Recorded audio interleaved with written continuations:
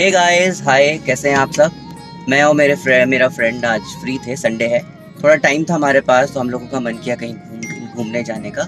अभी यहाँ पर आए हो तो मौसम भी थोड़ा अच्छा है। प्लान किए हम लोग कि चला जाए शूल टंकेश्वर मंदिर। ये बनारस में ही है, थोड़ा सा आउटर है मेरे घर के पास से।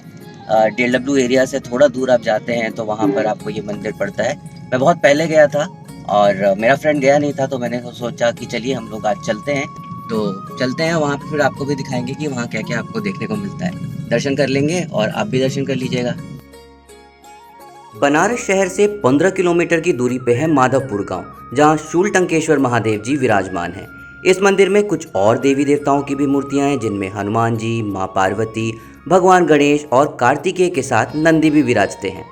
सीधे रोड से निकलते हुए कुछ वक्त बम्पी राइड हो जाती है, वीडियो में भी आपको साफ पता चलेगा। पहले तो सब गांव और खेती थे, बट अब ज़्यादा ही इधर डेवलपमेंट हो चुका है और आने वाले वक्त में इससे भी ज़्यादा कॉलोनीज बन जाएंगी। जब हम लोग अपने घर से चले थे तो वहाँ धूप बहुत ज़्यादा थी, बट यहाँ पहुँचते पहुँचते धूप काफ़ी हल्की लग रही है। ये एरिया भी थोड़ा सा गांव का एरिया है। अंदर घुसते ही जाते हैं तो फिर ये मंदिर है।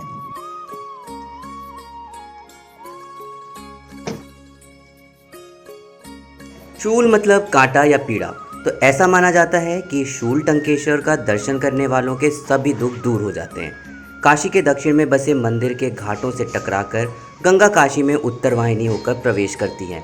गंगा तट पर तपस्या करने वाले ऋषि मुनियों ने इस शिवलिंग का नाम शूल टंकेश्वर रखा था। अब इस मंदिर से जुड़ी जो कहानी मैंने पढ़ी है वो मैं आपको बताता हूँ। पुराणों के प्रसंग के अनुसार गंगा अवतरण के बाद जब वह काशी में अपने रौद्र रूप में प्रवेश करने लगी, तो शिव जी ने काशी के दक्षिण में ही त्रिशूल फेंककर गंगा को रोक दिया। त्रिशूल से माँ गंगा को पीड़ा होने लगी और उन्होंने भगवान से क्षमा याचना की। शिव जी ने गंगा से यह वचन लिया कि वो काशी को छूते हुए प्रवाहित होंगी। साथ ही काशी में गंगा स्नान करने वाले भक्तों को कोई भी जलीय जीव हानि नहीं पहुंचाएगा। माँ गंगा ने जब दोनों वचन स्वीकार कर लिए, तब शिव जी ने अपना त्रिशूल वापस ले लिया। वैसे तो भगवान आपकी बातें डायरेक्टली सुन लेते हैं, पर नंदी अगर एक ज़रिया हो आपकी बातों को भगवान तक पहुंचाने का, तो उसमें और बुराई क्या है। मैंने भी अपनी बातें नंदी के कानों में कह दी ताकि उसके माध्यम से मेरी बात वहां तक पहुंच जाए। अगर आपको कुछ और बातें पता हो इस मंदिर के बारे में तो मुझे कमेंट सेक्शन पे ज़रूर बताइएगा। अपने कष्टों से मुक्ति पाने के लिए सावन में यहाँ काफ़ी ज़्यादा भीड़ होती है। जब मैं यहाँ आया हूँ तब मंदिर का प्रांगण काफ़ी खाली, शांतिपूर्ण और सुकून वाला है। कैंपस के पेड़ पौधों से आती हवाएं आपको और ज़्यादा रिलैक्स कर देती हैं।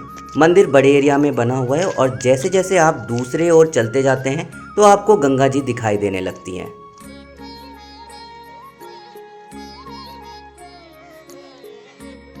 आगे बढ़ते हुए मुझे काफ़ी आगे तक चलना पड़ा और बहुत सारी सीढ़ियाँ भी उतरनी पड़ी, क्योंकि शायद इस वक्त गंगा जी के पानी का लेवल काफ़ी नीचे था।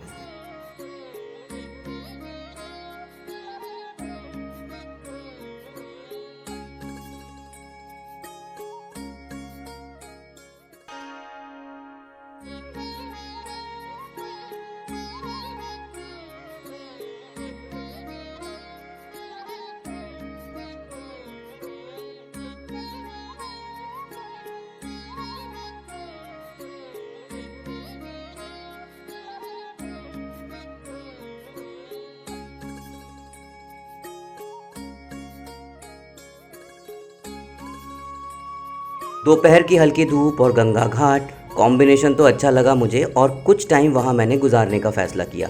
वहाँ के लोकल्स अपने गंगा स्नान में लगे हुए थे।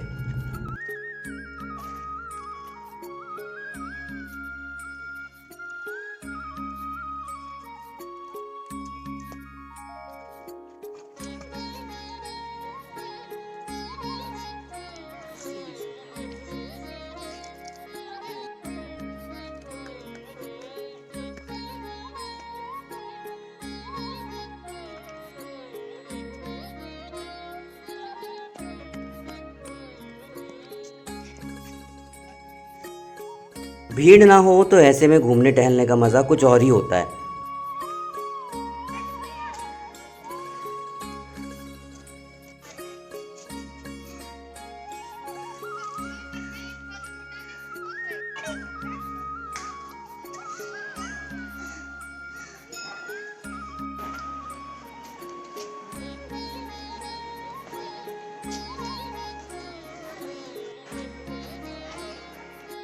कुछ देर वहाँ का आनंद लेते हुए मैं और मेरा फ्रेंड दोनों ही घर की तरफ निकल पड़े।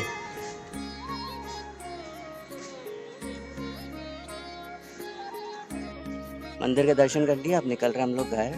बाय, बहुत ज़्यादा गर्मी है, आप भी चलिए हमारे साथ।